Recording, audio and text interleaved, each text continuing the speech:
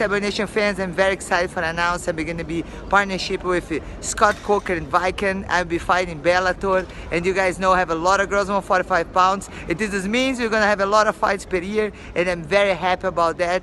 And my goal is going to be the only female fighter hold the 4 different major titles in the same division. And I know with you guys I can do that, and I just want to say, Cyborg Nation, welcome to Bellator.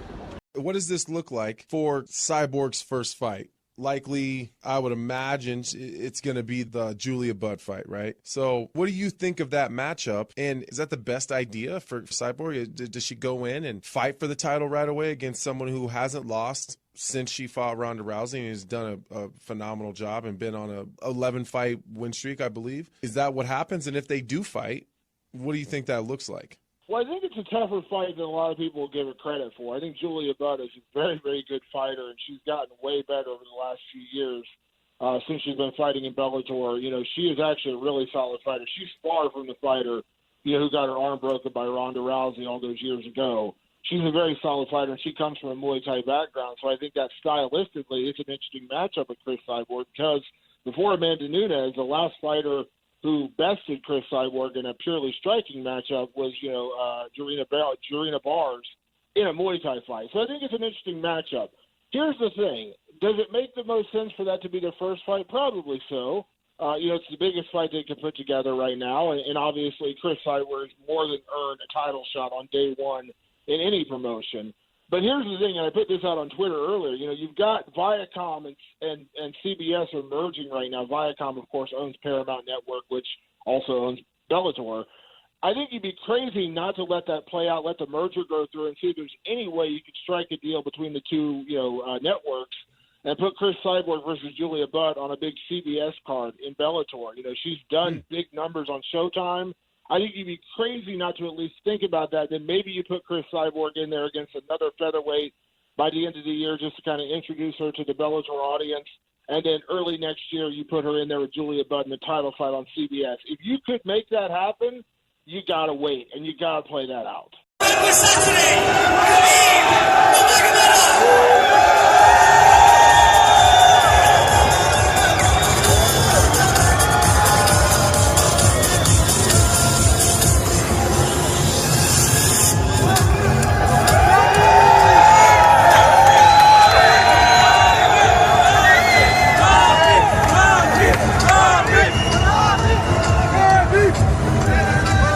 Because I feel I can make this weight, this is my weight, and I don't want to jump to division, featherweight, welterweight, or I want to stay in this division and defend my title and improve my legacy.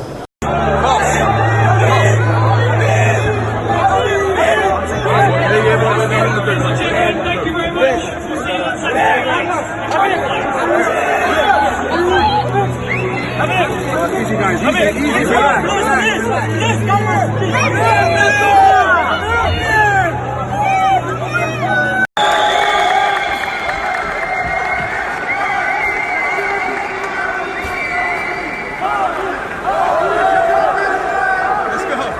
An acquaintance of mine, he gets mad about something. I don't know if something was said or what, or if it was an old past thing, and then he wants to fight about it, and I'm like, nah, and we got a lot of witnesses, everybody who can corroborate my story, but I'm like, no, I don't want to fight. We're friends, everything's cool, this and that. So he even walks outside, and I'm thinking like, oh, this is silly. I'm gonna go get him, calm him down, come back inside. We'll come enjoy the concert. We got some other friends there, this and that, and then I walk outside to go give the guy a hug, and then he hits me twice, and I'm like, oh no, calm down. Try to give him another hug, and he hits me a couple more times, and then he hits me again. I mean, I wish they didn't cut the video in half, so whoever put that video up, cut it in half. I wish they had the whole thing and show me trying to hug the guy.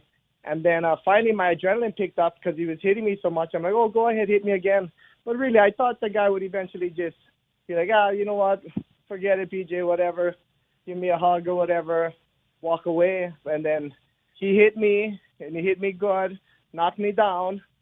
And then when I got back up, she tried it again, and then I just had to defend myself already. So that's what you see in the second video. But that's what the last thing I'm trying to do is trying to look to go out into a fight. I mean, ask anybody who knows me. I mean, I'm not the first guy to go around and just start pushing people. Like the last thing, I'm an older guy too, and I just want to enjoy my life. And you know, I'm thinking today driving around, why don't I have 2 bodyguards on the sides of me at all times, just making sure it's impossible I can get into any trouble. Yeah, but as you said, he must have had some kind of fight experience because he was going for the single leg, you know what I mean? And that's like, you know, a wrestling move. And then he throws hands. Not to mention the guy looked like he weighed, I don't know, 250 pounds. He was a big, big guy. And then BJ's like, listen, okay, come on, hit me. Now, there's 2 schools of thought with that. Number one, you're absolutely right. In a street fighting situation, you're asking to potentially get knocked out. If you're letting someone have a free shot, it's not a good thing. But on the flippity flip-flop, right, if you say, come on, hit me, and then the guy cracks you, oh, well, guess what, baby boy? Now it's fucking game time because you just cracked me in the face. And now I've got fucking full, you know, you can't go over top, but you can defend yourself. You know what I mean? He cracks him, he knocks him out. And like, even though he got dropped and it was a flash knockout, the next video that I saw, the guy's face down on the floor, BJ's on top of him, beating the living crap out of him. Did you see that one? I did not see the other one. Which one was first, though?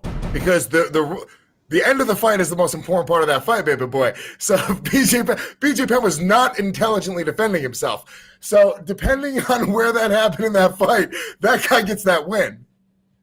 Yeah, but look at this one. Look, face down, getting pummeled to the max. Listen, in my reality, I like to think that that's the second one. The first one, the guy started a fight with BJ, went for a single leg. BJ's like, listen, bro, come on, man. Smoke a little bit of weed, a bit of ganja, man, and just like calm it down. Come on, give me your best shot, bro.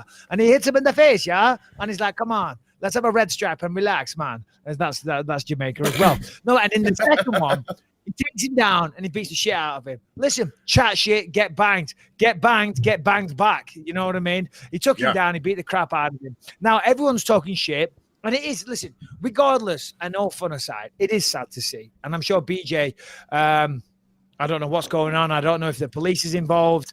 If they are, it's not good. You know, it seems that BJ is in headlines a lot recently. All for the wrong reasons. And I love BJ. He's such a great guy. And I'm good friends with BJ, and Jason Perillo, obviously, is very, very close with BJ. So I hope he's well. I hope everything's good. I hope there's no police involved, you know, but shit's crazy. You know, people start fights, you know, I mean, he's going out, he's drinking, and yeah, it's just sad to see because BJ Penn, you know, it's not one ideal. of the most legendary He's a legend. fighters. I said from the very beginning that his feelings were just hurt. I don't think that he thought that I was going to be competitive with him at all. And I think that he prepared himself to be devastated. He didn't even consider the fact that he might not win. And I think he was upset. I think that the John Jones fight and that whole situation really mentally it taxed him. And then in our fight in his hometown, in front of all of his fans, you know, he gets finished again for a second time in his hometown. So I thought that he was just upset and just kind of did the knee-jerk thing and decided he was going to retire. And then I figured he would be back eventually. I'm a little bit surprised with the call-out, though.